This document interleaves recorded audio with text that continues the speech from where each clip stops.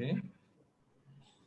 I just find from your page website, right? Yeah, I'll just share from there. Okay. Yeah. Okay. Let me This is the share. time where my heart will start to beat very fast. Yay, we are online. Hello, parents. Thanks so much for being here. Yes, today we have a special guest, and she is a Chinese expert. Can I say that? I can say that, right? Not yet expert, but I hope on the way I will be. Hello, Wendy. Thanks for being here. Thank you for inviting me, John. Yes. Okay. Before I let Wendy share her backstory, okay, let me just give you a short intro. She's the founder of Haha Chinese, and this is the interesting part.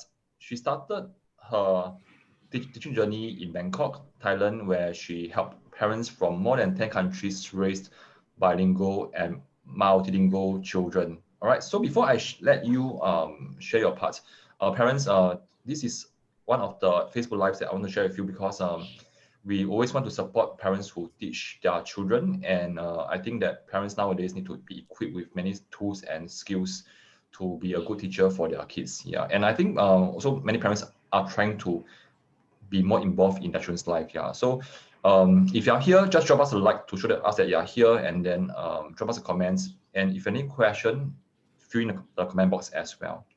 Okay, so Wendy, would you be able to share with us like your backstory, how you end up back in Singapore, Okay, so Bangkok? So first and foremost, I have no formal background in teaching, so I actually really went into teaching by chance. So what happens was, so after a few years in corporate, right? So I was thinking that I want to take a break. So I really took a break. So I actually moved myself to Thailand. I actually lived there for about 2 years. Wow. Yeah, so I actually went there to do a course in design, fashion design, because that was what I like, and which I still like. Yeah. Then what happened was, so I was there, right? Because I was job for a while, right? Because not working. So my friend was asking me, hey, why not you go teach English? You know, because you know my Thai friend. So she was like, you know, Singaporeans have like good English, so you should try, you know, go teach English. Then I'm like, it's kind of a bit hard because if you know the market outside of Singapore well, if you have black hair, black eyes, if you're not blonde and blue eyes, it's kind of very hard to get a decent pay. Mm-hmm. You know, it doesn't matter if it's a tuition or teaching at the language center. Mm-hmm. So naturally that one is out. Yeah. So then it happens where there was an opportunity. So I was like searching on Facebook groups and people were looking for Chinese tutors. Mm-hmm. So I was like, maybe just try. Mm-hmm. So the salary was really good. You know, the parent will call the Uber for you, pick you up, then bring you there, and then Uber you back again. Yeah, so it's like a super good service. So I'm like, okay, since you kind of come pick me up, right? Okay, might as well I just try. Yeah, and it actually started from there. Mm-hmm. The first the first steps was very hard because actually not many people know, but in Thailand, a lot of Thai people, they actually take Mandarin as a third language even in the school. Mm-hmm. So their first language will be Thai, their second language will be English. Usually they will take Mandarin as a third language in the school. But because the kind of Mandarin education there is not very developed yet, so the kind of teaching is still very like rigid, very rigorous, still very like, you know, stuck in our 90s, in our 80s, where people are still doing a lot of memorizing. Wow. So I don't really have a lot of resources there to help the children to learn. So initially what I started teaching was I take English books and I translate to Chinese. Yeah, because they have a huge library, you know, they have a lot of books, they have a lot of things, so you can just use. Yeah, but they just don't have Mandarin resources. Yeah, then slowly from there I started developing my own materials. Then we started small classes there. Then so for me, my dream is always to have the school in Thailand.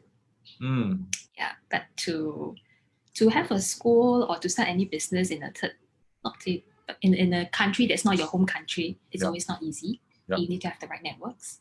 So then in 2017, I decided to come back to Singapore first and, you know, see how it goes from here. Mm-hmm. Yeah. Plus, I think just before we went on live, and I was asking you why Haha Chinese. I mean, and to be on the crude side, and why not Hihi Chinese? So also because in Thai, like Haha is like 55, right? So it's also part of the Thai. Yeah. 55. Yeah, so so initially the school first started was called 95 because I was living on this street called 95. Then I was thinking this 95 very hard for people to pronounce, especially in Thai, people cannot pronounce. So I was thinking of something that people easier to pronounce, easier to remember. And no matter where you go, people will still, remember. So that's how it came about, the Haha Chinese. So when you brought back your Chinese program back to Singapore, so what could you share with us, like the similarities and the differences? Because I think because it's brought back across the lands, and of course and the culture, and of course the curriculum will change a bit as well. So how do you cope with that? And also, to be very frank, when we first came back, things are very different, and also like I don't really have a fixed curriculum yet. Things are still like evolving along the way. So when I first came back, I started as a tutor, so to think to understand what the market is like, understand what the people want, because that like you're right, the demand is very different. Like the people there, either most of them to speak is the most important thing. And because we're supporting a lot more like people who are learning as a third language, so the ability to speak, the ability to comprehend, that's the most important thing. But then when they're back here, of course, people already have like the foundation in the school, so the ability to, of course, the ability to speak is still very important. But of course, we still need to work on the ability to read and of course the ability to write. Yeah. So that's the main difference. Sure. And to this topic, you have chosen having your child speak a language that you don't.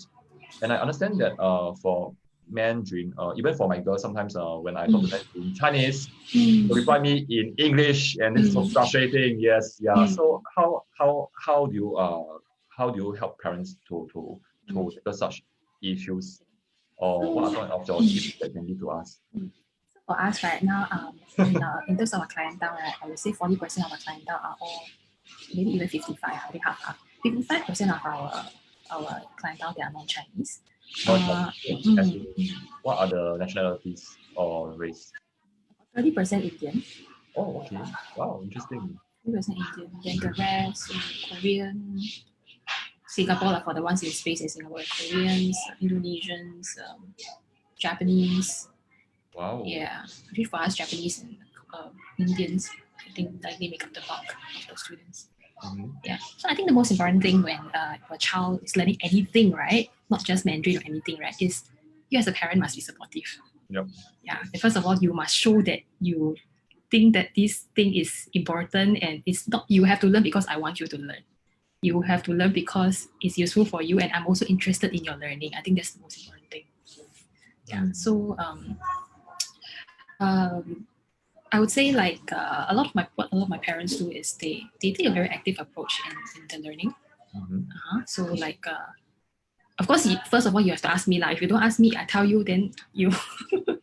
Yeah. So usually, they will watch videos with their children at home. I think that's the very important thing. And usually, I will always tell parents to do this. Okay. So if you really want your children to learn Mandarin well, you have to do this. First, you have to show that you are also learning. Yeah. You're not learning because I'm forcing you to learn. So I'm learning with you. Okay, I'm also learning. I know one or two words. I show that whatever you're learning, I'm also learning with you. And also praise your children more. So because some children are like that, right? When they learn something, they're very eager to tell you. Yes. Yeah. So you ask them, what did you learn? Oh, today you learn about 吃饭. What's 吃饭? Then it's like when your children are teaching you, then they will feel that I'm learning something useful. And this is the thing that makes my mom is happy, I'm happy. It's a useful thing that I'm learning. Yeah. Wonderful.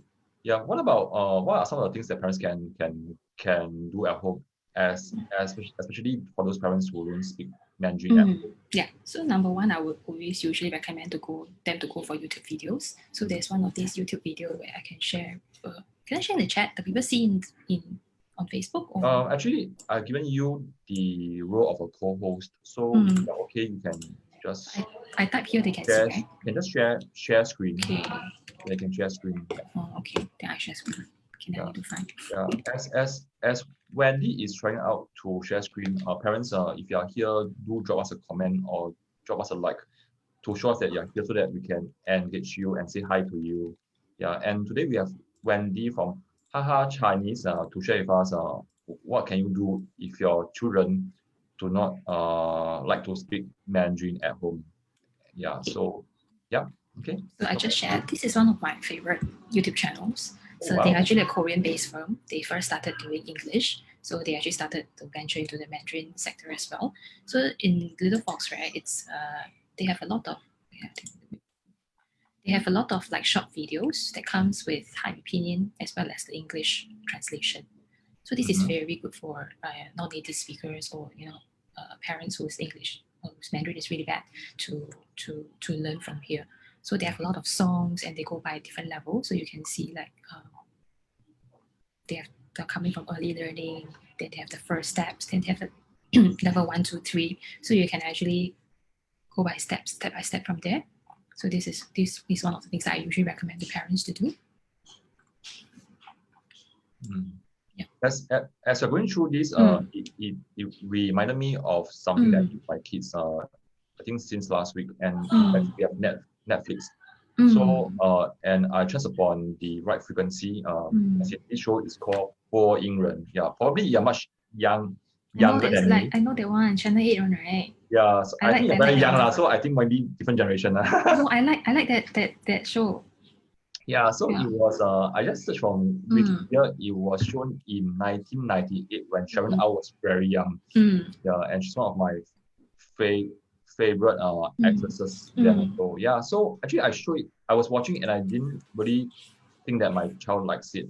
So they watch it and find it so funny, and they wanted me to show them like once every day. Yeah, so I thought that's quite a good way to expose our child to learn Mandarin. Yeah, that's right. And also attending classes with your children. I think there's something that really shows your child that you are interested in them learning the language, and also it makes them feel comfortable. That they feel that they are not just they throw them into the class and then they're supposed to struggle on their own. So what parents can do is you can start them as young as possible, and if possible, try to attend like parent company classes with them. I think that really helps a lot as well. Yeah.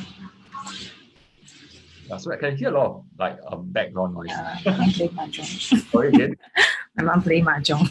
Oh. Yeah. Once in a while. Culture. She let me say hi to mommy. Yeah. I can hear her live. Little bit. I try my best. When you do that, it's fine. Yeah. Okay, and I think that I think probably from our experience when we talk to parents, the times that parents they're busy with their work and coming back home they're already dead tired or even burnt out, and yet we know that it's important for parents to spend time with their kids. Yeah. So what are some of your recommendation for a parent to really and it may not be it may not be once a day, but how can parents actually be consistent in being involved in the child's life in learning Mandarin? So I actually came up with this method from one of my students from Egypt long time ago. From Egypt. So I always tell parents you just need to spend 5 minutes a day. Every day, ask your child the same few questions. Number 1, what did you do in school today? Number 2, what did you eat? Number 3, is there anything fun that happens? Every day, ask the same questions. It helps help them to build up it makes them comfortable for one. Of course, the first few times you ask them the questions, right, they'll be like, I cannot remember. I don't know. I don't know what happened today. Today is the same thing. So asking questions like that, right, helps them to be familiar with the grammar structure. And another thing is it helps to bond you and the child.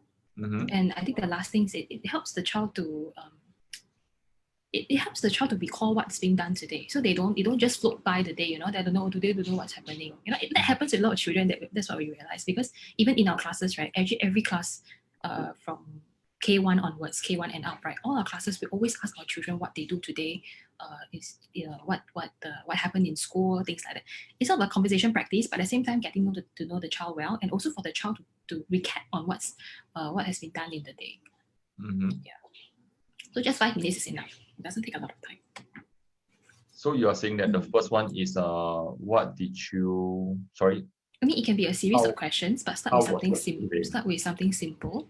Okay. So maybe you can start with like, what did you have for lunch? Yeah, this kind of questions is very simple. But there are some children who cannot answer. I don't know how to answer. Then you give them options. So for example, you ask them, did you eat like rice, or did you eat noodles? 吃饭还是吃面? Or you can ask them like, what did you drink? 喝水还是喝可乐? Give them options so that they know, they even if they cannot recall, it's like a multiple choice. They heard what you say, they can regurgitate from there. Yeah, and there's one more thing that I told the parents is if a child doesn't want to share, I think what works is the parents can share first. Yeah, and the parents can talk about what happened to him today based on the food that he eats, any fun things that happen. Yeah, so the parents should take the initiative. Yeah, first. exactly, that's right. Yeah, Which one thing I find very, very weird when I first went to teaching, right? When I asked student questions like that, they really cannot answer, which I find it really very, it's kind of a saddening that they cannot answer even like very basic questions like that. Not because of the language, but because like they're not comfortable sharing stuff like that. What do you think is the main or one of the few reasons that the child doesn't really share much in this context? I think one thing is maybe we don't ask them enough. Yeah, it's just like we just share from our own experience, right? So when I first started out working, right, and because previously when you are a student, you don't really get a lot of exposure with like occasions. So when we started working with a lot of occasions, the people started ask you, hey, how's your day? Then I'm like stunned. How should I answer? Something like that. Yeah, like how should I answer? Oh, what are you doing this weekend? What should I answer? I'm just staying at home. It's the same thing. So that's why I want my children or my students to be feeling the same thing. It's just a very small thing. It's a conversation starter, but it just means so much because that small conversation can bring you to a lot of bigger things. Yeah. So I think one thing maybe I'm guessing, I'm not sure, is we don't really ask them enough. And when we don't ask them enough, they don't there's no this process in their head that, I must recall what I did today. I must be actively conscious about what I was doing. Yeah. Great. And can you share with us like what is the age group of the children that you normally help? So for us, myself, my youngest, we started from 6 months. They're here 6 months? 6 months, yes. Wow, that's really young. Yeah, but for our center, we start accepting them from 15 months. Our oldest child now is about 11. Yeah. So based on your experience, what are the differences in teaching a child as young as 11 months versus a child just before preschool and also across the different years in the primary school levels? It's very different. So the younger they are, every month makes a difference. Every single month makes a difference. Those who are parents, I'm sure you understand. So the younger they are, it's not just about teaching about the language, but there's also a lot of things to consider, that their motoring skills, whether they can listen to instructions, whether they can even whether they can even behave in the class, whether they are able to socialize with other children. So the younger they are, there are a lot more these kind of things that we have to consider. But when they get a bit older, say maybe they are about 4 or 5 and above, it's easier. Like for instance, the teacher doesn't have to bring them to the toilet; they can go themselves. They can do things after themselves. Yeah, and of course, the older they get, then the academic part becomes slightly more important, and also they are more able to learn on their own. Yeah, so there's a lot of different things to consider when we plan for lessons for the different levels. Yeah. Plus, what about kids who are going to primary 1 next year? Like for example, and I do hear of friends who really send their children even when they're in preschool, they send their kids for Chinese tuition. Yeah, but I think there are a lot of things that parents can do at home. Yeah, so some of your, maybe you can share with us like three simple tips that parents can get their children to be interested starting. Yeah.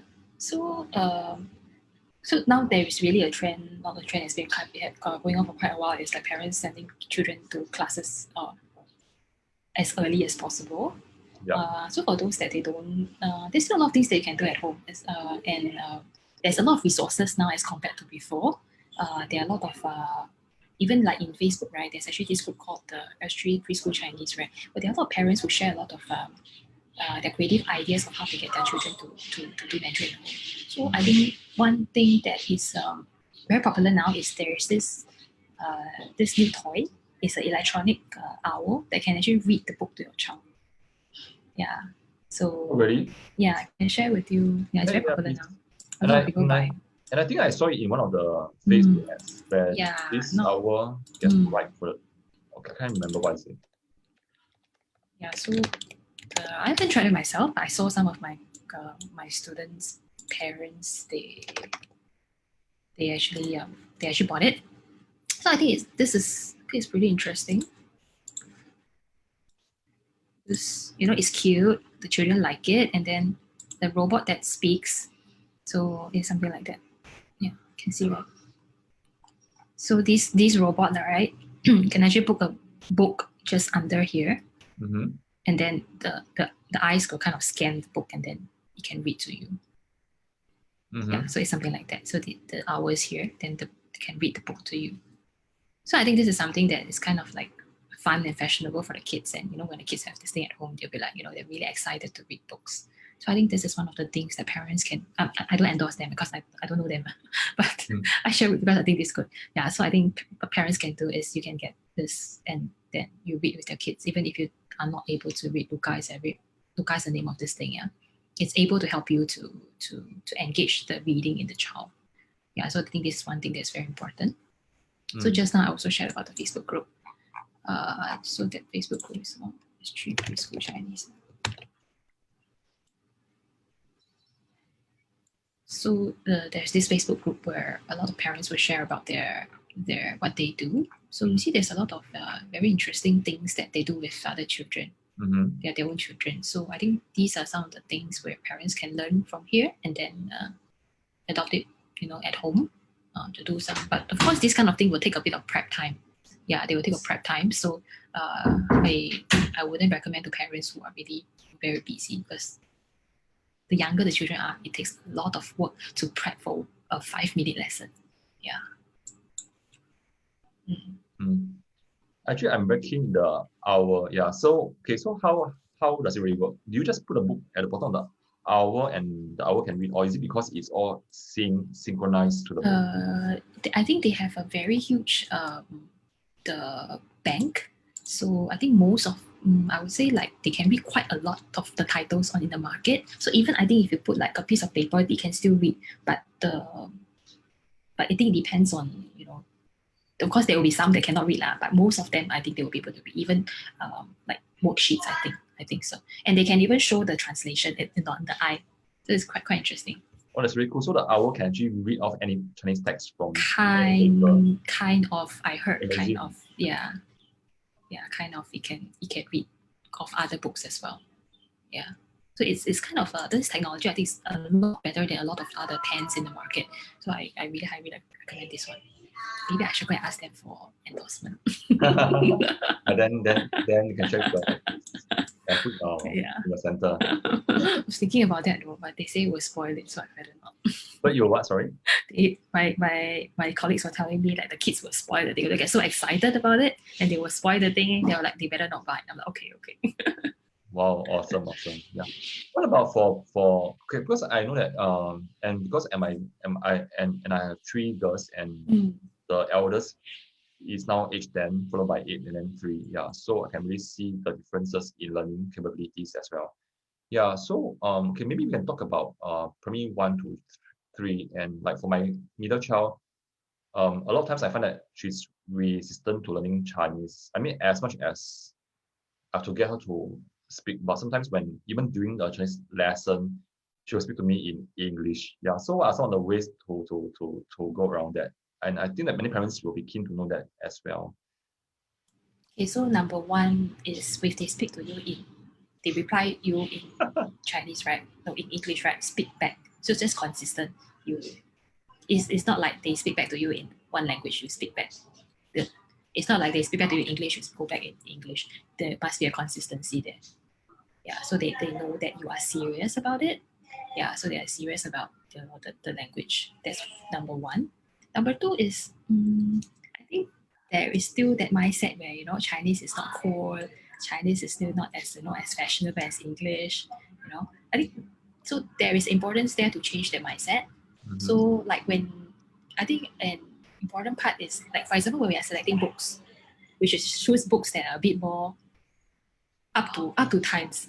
Yeah, we should choose books that are, the English was so fun, they have a lot of like those very cool things. But in Chinese, you're still reading those like 小明去打球, that kind of, it's like there is a huge gap there. Even I think of I myself as if I'm a child, I don't want to read that. It's so boring.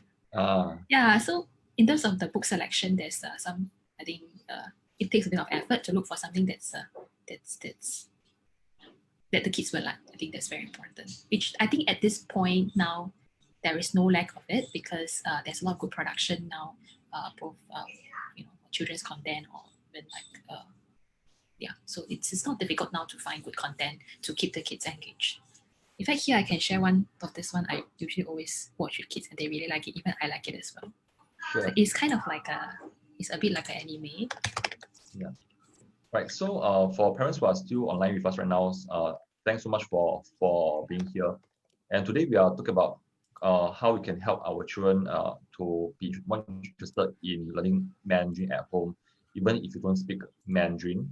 Yeah, so if you like what we are doing here, do feel free to like the post or drop a comment to show that you are here. And if you think that this post can benefit your friends, and you know that this is free, so just feel free to share the post so that more of your friends can benefit as well. Yeah, so before you answer the question, Wendy, we have a parent by the name of Li Ping. Hello, Li Ping. And she is asking, how do you transit from the fun books to normal books? How do you transit from the fun books to normal books?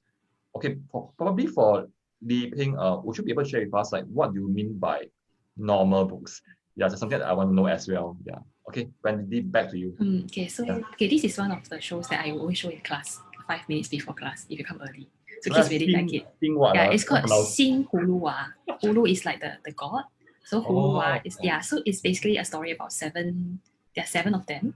Then they were supposed to defeat like these few like it's called Xin Hulua. So they are supposed to defeat like this eagle or hawk bad guy, and then there's a scorpion bad guy. You see the graphics is very cool. Yeah. The color is bright and vibrant, and it's not like blur and boring, and it's not always talking about you should be helping the elderly is bad. It's not always trying to preach something to you. Okay, so I think nowadays kids they like something like that is like it's up to times. Yeah, so the kids really love something. This is something that they really like to watch, and it's kind of short. It's every episode is about, I think, 7 minutes, excluding the song. So yeah, it's something that sometimes we can get our kids to watch. It builds up the interest in them. Yeah, so this is one thing that I always recommend to. Can you send me this link to the Zoom chat so I can paste inside the Facebook group? Episode 1. It's something that I will watch as well. I mean, the cover is really cool and the graphics are very nice. But sometimes when you see some shows, right, and their graphics are like it's so kiddish and it's already outdated. Yeah, this one is really good for primary schoolers because it suits their cognitive level, and also it is something that for preschoolers I wouldn't really recommend. Okay, we have the reply back from Mami Li Ping. Thanks so much. She's saying that what she meant by normal books will be those usual print books which are not interactive. And I think in my own experience, the Chinese books that my kids are reading in school are pretty boring as well. Yeah. So how will you advise to transit from fun books to normal books? I think because I'm being very blunt here, I think the most important thing is we want them to read, right? Yeah. So for me, as long as the content is proper, the content is interesting, it doesn't matter what kind of book that you read. So if, for example, I am the child, if I really don't want to read the normal book, as long as I'm reading an interesting book that is still reading, right, and I'm still improving my vocabulary, I think we should get the goal right. The goal should be I'm reading and improving my vocabulary. The book should be the means to an end. Am I right? Yeah, I think so. Yeah, so my answer to that is I don't really see a point in transiting to a normal book. But more importantly, we must remember the goal is we want them to read more. We want them to acquire more vocabulary. So it really doesn't matter what kind of book that they read, but as long as they have an interest to continue reading it, I think that's more important. Yeah. Yeah, and I can resonate with that in a sense that because there are some books that I think is very boring, but my middle child being very creative and she can actually act out, she can sing, she can dance just by just reading off from some pages from the boring book that I perceive it to be. And when she's trying to read to my youngest, she's very animated and she really make her laugh and even cry sometimes. Yeah, so I think what I'm trying to say here is it can be a normal book for the parents, but sometimes children being children, they're very creative. They can really make it very interesting. Yeah. Or maybe if I think of it from the other point of view is if we are talking about from illustrated book to books with no pictures. If that's the case, right, then I think you should continue with illustrated book for as long as the kid feels comfortable to read. So if my kid will actively go and pick up an illustrated book to read, then I know that maybe it's time to slowly transit to books without pictures. Then you have to slowly cut down the amount of pictures. But first, you have to make sure that your kid is interested to read first. If you're not interested to read, then you give a book with no words, then no pictures, then for sure you will not be interested. There's a parent who shared with me and they don't speak anything at home. Yeah, actually she started her teenager on a book, and that's something that is very close to us when we were younger, called 老夫子. Yeah, so even though it's a comic book, which many parents may frown upon, but she actually read with her teenage son, and they got a good laugh like over an hour, and they got them to be really interested in Chinese books. Yeah. I think, okay, maybe I just share a bit about my own experience learning the language, right? So when I was learning Thai, I'm still learning. So the thing with pictures, right, is it helps us to understand the story better because our language base is not good. So the pictures is not a bad thing. The pictures serves as something that helps us to learn this thing better. So once we know that like my language level reaches a certain like a base camp, then I know that I can forsake this picture. So I don't need the picture to help me anymore. So I think that's maybe another way to think about it. Yeah.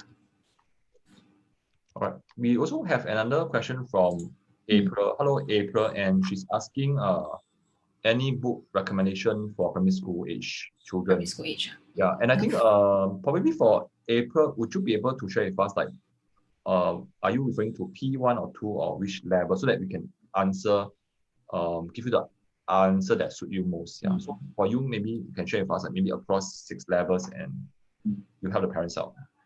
I try my best because I'm more specialized in lower primary. So maybe the upper primary I really cannot answer because we really don't know. Thanks so much.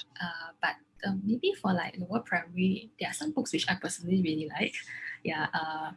This one is sound a bit, I don't know whether you know, but there's this book. If you're in the preschool, then maybe your parents will guide you. But if you're older, there's this book called in Chinese it's called 屁屁侦探. I don't know what it's called in English, but so it's basically this detective with a butt head. 屁屁侦探. Okay. The detective with a butt head. Oh. Yes, yeah. So it's a Japanese book, but it's got translated into Mandarin, and kids really love it because it's later I show you. I find the share screen and show you. So basically, this book is there's certain tasks inside, so you have to help the detective to find things. So there's not a lot of words, but it's something that's really very interesting for children, and it keeps them wanting to continue reading the book. Yeah, so for me, I like to find books like that where there is a bit of suspense, there's a bit of games inside. It really helps them to want to do more. Is it the same as the Japanese cartoon Anpan? Yeah, I think so. I don't know what is it called in English, but it's not Anpan Man, right? I mean, this is what my girls like also, and she loves Anpan Man. It's the one with the head is a butt, it's a 屁股. Okay, 屁屁侦探. Okay, I managed to find it published in 201. Maybe probably can share with us what you found. I think it's more accurate. It's called Butt Detective. Yeah, but I think it may sound crude to the parents. But depending on the intention, we are trying to help the child to be interested. Yeah. So actually, this one was also recommended to me by a parent. Last time I was still doing tutoring, right? The parent buy this book. I was like, what kind of book is this? Then after I read it, it's really quite cute. It's actually very cute. So even though so it's the face is like a butt. then so he's like a detective, so he will goes around to help the animals to solve their problems. Then when he has this power, so his power is to fart. So it's actually quite interesting. Yeah. So this is the one. Yeah. And I happen to find it in NLB as well.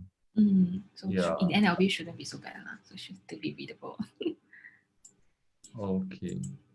Okay, and April is asking for primary 3 and 4. Yeah. Maybe you can try your best to help her out. Like, what are some of the books that you think is suitable? Okay, so frankly speaking, because we're not specialized in that, yeah. But I think for children in primary 3 and 4, right, they like something that is really a bit more adventure. So maybe you can find something that's a bit more adventurous. They also depend on whether it's a boy or a girl, but I think for both boys and girls should also be, they like something that's that, like I say, there's a bit of mystery to solve, or there's a lot of like they can go exploration. I think these are kind of the stories that children in primary 3 and 4 will like. So we cannot give them books that are like, not say cannot, but I think children nowadays don't really like books that are like that a lot of there's a lot of moral behind it. I mean, not say these books are these books are definitely very good because they teach us like morals, but it's something that they feel like, this is something I studied in school, it's like a textbook. Yeah. So I mean, if a children really needs it, right, and you want them to be interested, right, then maybe these are the books that you can leave it for later when they are really, really interested in reading many books. Then you get them to read this kind. But choose something that's more adventurous, something that's more exploration. I think that would be something that helps.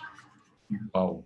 Yes. Thanks for sharing. Maybe I can share this this bookshop.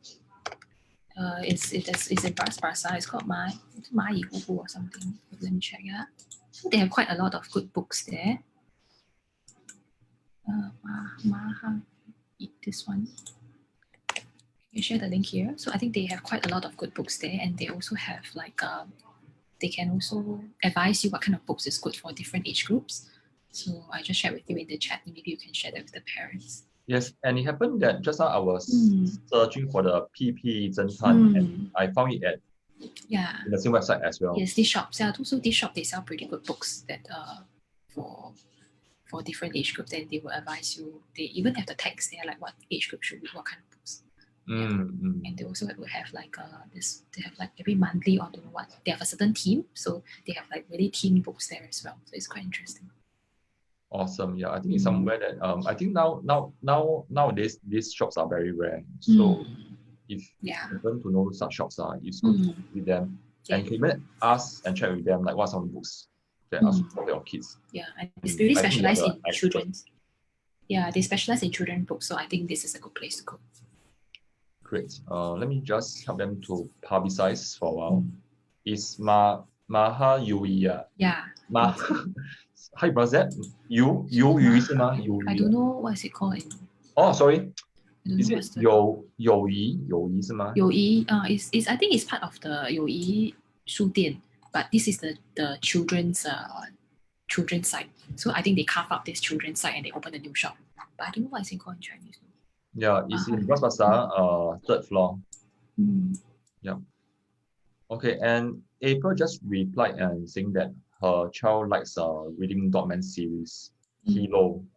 Hilo, don't know what is that. Sorry, I think I lost touch. But I think that kind lah. So if most important, you must see in English what kind they like to read. They choose something similar in Chinese. For sure they will like one. Just whether, of course, the language level must be there lah. So sometimes what we're just afraid is maybe the Mandarin is a bit too hard for them to read. Yeah. The other thing I can think of for parents will be you can bring your child to a bookshop and let them find what they want. Yeah. Yeah, because we remember when I was younger, and my mom always brought me to the library once a week. My mom too. Yeah, and I'll go back home like with like a full bag of like 8 books. Yeah. Yeah, my mom too. I think that's very important. It really cultivates the kind of like the love for reading in the child. Yeah. Yeah. So parents, if you really want your child to be interested to read, you need to do it with your kid. It's very hard if you just ask him to go and read and you don't read, you'll be facing a lot of roadblocks. Maybe if you really want to throw the book to your child to read, right? Maybe what you can do is maybe after that you also ask him like, what is the book about? Let's show some interest in the book. Yeah. So maybe you will feel a bit stressed. Oh no, my mom's gonna ask me. I better go and read. Or maybe it's a really interesting book. Then he will come and tell you, this is an interesting book. Okay, we have a question from Li Ping and asking again. There's a difference between Chinese books, pictures books, chapter books, game books. Wow. So is there a particular age to introduce the different books? Yeah, so I would usually suggest to start with picture books first. So the younger they are, the lesser words there should be. Yeah, the younger they are, the lesser words there should be. So it should be more picture. So why, like especially for like toddlers, right? It's because actually toddlers, they cannot really tell the story one. It's based on how you as a parent tell the story to them. Yeah, so those and they are using the pictures as a guide to help them to understand. So and also choose books that we have more repetition, less twist in the story, because usually the kids they cognitively they are not there yet to understand that twist. Yeah, so choose books that are repeat a lot. So for example, one of the stories that I like a lot, which I think there's a lot of repetition, is this story called 小蝌蚪找妈妈. So it's a tadpole finding the mom. Okay, so this tadpole, he goes to different animals and asks you, 你是我妈妈吗? Are you my mom? They will say, 不是, I'm not, because of da da da. 你是我妈妈吗? So this thing keeps repeat. So it's sort of like sing into the child's mind, help them to form the kind of grammar structure in the mind. 你是我妈妈吗? This kind of question. Yeah. So I think the younger they are, they need more kind of structure, and also when their language ability is lower, they need more books with this kind of structure. So when they get a bit older, you can choose books with a bit more words, slightly more words. Then slowly you move on to game books. I think usually you can introduce to them around 5-ish. Game books usually they like the kind of things that they can find. They can search for things in the book. Like for example, the PP Zhentan, right? That will be useful for 5 and up. Anything lower, they cannot understand. Yeah. Then for those parents that are interested to help the children read, then it is very important that you start with books that have only vocabulary. So there are certain level books, right, which I recommend to you. There are certain level books where they start with vocabulary first. Then level 2 is we call 短句, which is a short phrase.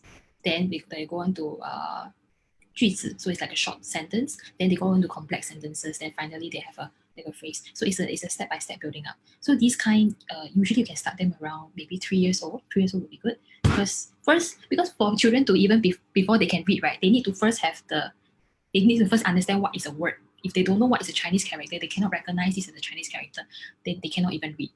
So it has to slowly start from there. Yeah. So the other book I cannot remember what is it called. Yeah.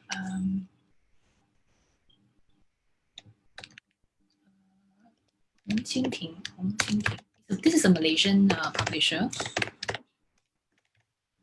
Quite popular among the homeschooling moms who homeschool their children Chinese. Okay, so I just shared the link in the chat. So Hong Qing Ting, like I said, is a Malaysian publisher. They do mostly Mandarin books. So they both have level books as well as picture books that I think are quite good to build up the reading in the child. And they can ship to Singapore. I think above a certain amount is free shipping. Okay, I think let me share on my side. That the parents is easier for them. Okay. Yeah, so here goes. Yeah. So you're saying that they can ship to Singapore? Oh yeah, they can ship to Singapore. But I think there is a minimum sum or something like that. Yeah, but they do ship to Singapore. And so parents, I will actually paste this link. And I believe that for those who are watching this, parents who really spend time to read your kids, and please continue to do that, because nowadays, because we parents have so much load on our shoulder, it really takes a lot of conscious effort to sit down with your kid and read something that both of you like. So 加油加油. I think you should think of reading a book as if like watching a movie. It should be something enjoyable, and it's better than movie, right? Because we take 2 hours. The reading a book only take 10 minutes, so it shouldn't be that hard. Yes, yeah. Okay, I think we have April and Li Ping who are very kind and caring, and they keep on sharing their resources as well. That's good. Yeah. So okay, for Li Ping, let me share this with Wendy. Maybe something to add on to your tools as well, and she's sharing this Flip for Joy website. Flip for Joy, yeah, I know about them also. They're also quite good. So I think they are Singapore-based the bookstore, quite active on Instagram. Then there's another one called Story Treasury. Story Treasury is also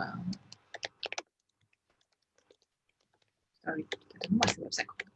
Okay, once you found the website, you just send to me. I'll just make it. Story Treasury or Treasury. Yeah, and while we are trying to find a resource, April is saying that thanks so much for sharing. The thing is, I don't read and speak Chinese. My son is mixed Chinese and Malay. Yeah, and yet, mommy, you really want to really help your child to be interested to read. So thanks so much for joining us today. Yeah. By the Luca. Sorry again. By the owl, the Luca owl, the owl that reads. Luca. Yeah, reads to the child. She cannot read. Okay. Mommy Li Ping sharing this as well. I just posted this. Yeah, that's right. Popular also carries some of them. That's right. Okay, so just now Wendy has sent me Story Treasury, something that parents can check it out as well. Yeah. Okay. Give me a minute. A lot of things going on by these two parents, and which I really appreciate them, because I think it's very hard for parents to be so participative. Okay. Okay, parents. If you have any question, please ask now, because Wendy needs to go off at 12 o'clock. Yeah, she has some classes going on. Yeah. Okay. So, parents, if you are still around, just like this post. If you think that you have learned something, drop a comment. If you want, or share the post with your friends. Yeah. That this really benefit them. Or you have more resources to share with us, then please do in the Facebook, the comments, so I can also learn from you guys, because I'm also always learning. Thanks for being so humble. Yeah. Actually, I'm here to learn from you, because I got a lot of questions about my kid. But usually upper primary we really cannot help it. But I hope that soon we'll go there, because we need to grow with our kids. Because now my kids are not my kids, but our students are very young. But when they grow older, we have to start finding resources for them when they grow older as well. Yeah. Yes. Yeah. Plus, I think because they really like you to teach them, and they want to leave. I hope so. Yeah. And Mommy April is saying, thanks so much for sharing. Okay. Thank you, April. I think okay, right now, because and the reason why I brought Wendy up is because I really like the way that she teach, and you can see that she's really good with kids. Yeah, so I will spend some time to share with you her YouTube video, as well as we can also ask her how we can get in touch with her if you want to connect with her. Thank you. Yeah, hold on. Okay, and parents, just a disclaimer. These are not paid ads, lah. Yeah, because there are some parents who say that, hey, John, you actually stop doing maths, you're doing all this paid advertising. Parents, no. Because I think it is very important to bring out educators who teach from the hearts, like Wendy. Yeah, because now such educators are very rare already. Really. Thank you. I hope he didn't pay me. I hope he paid me, but I thought I can pay him, but he don't want. No, I was just kidding. He didn't do that. You can buy me lunch if you want. Yeah, I think next time I'll buy you lunch. I can send my kids to you. Yeah, next time. Okay, just a quick one, because I know that time is very tight. And okay, what should I do first? Okay, I think I should share with the parents your video. Yeah, which I think is very interesting. Hold on. Share computer sound. This one, okay, because I think I found it at the website, so I thought this is something that is very appropriate. Yeah. And I would think what I like about your voice is you're very clear and animated as well. This is yeah. you. Yeah. This is you. That is me. This is me. All right. Yeah, so this is an example of our online class. Let me just go down the volume. Sorry. Yeah, this is an example of our online class. So this is just really to show parents what we'd be expecting in the online class. So this is an example of what we do for 3 to 4-year-old nursery children. Yeah, for online class. Yeah.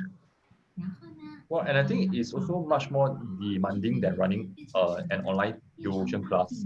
Yes, yes, school levels. Definitely. It's very tiring. There's a lot of singing and dancing to do. But I enjoy being with children a lot. So I think that's what drives me to. Yeah. And parents with young kids, and now I think why many children like to attend Wendy's class.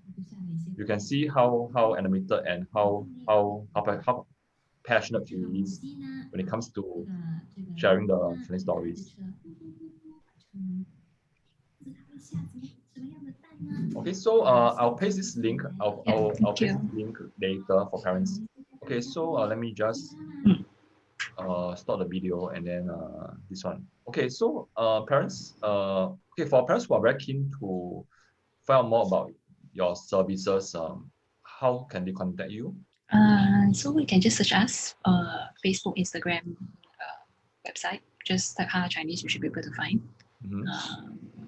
So can they reach you if they go to contact us?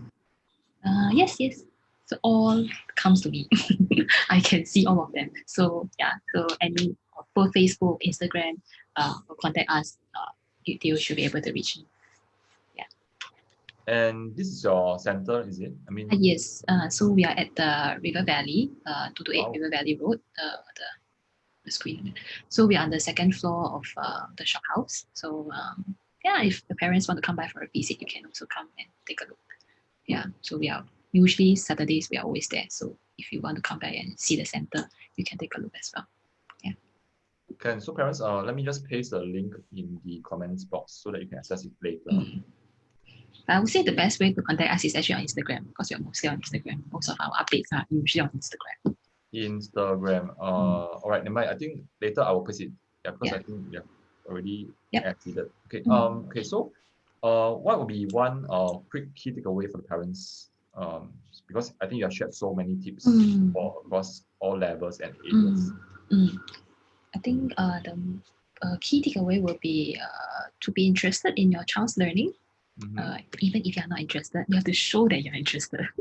Yeah, I think that's pretend to be interested. Yeah, so I think that's the most important thing because children, they can feel. So once they know they are interested in their learning, you're interested in them, they will put in the additional effort to do something, to do well in whatever they're doing. I think that's the most important. Okay, and I think just to add on to what Wendy has shared, parents, you need to set aside time every day for your kids. If you want them to do well, not just in school, but also in life. I mean, that's something that I will never miss. I will spend about half an hour for each of my kids every day without fail, even though I'm very tired.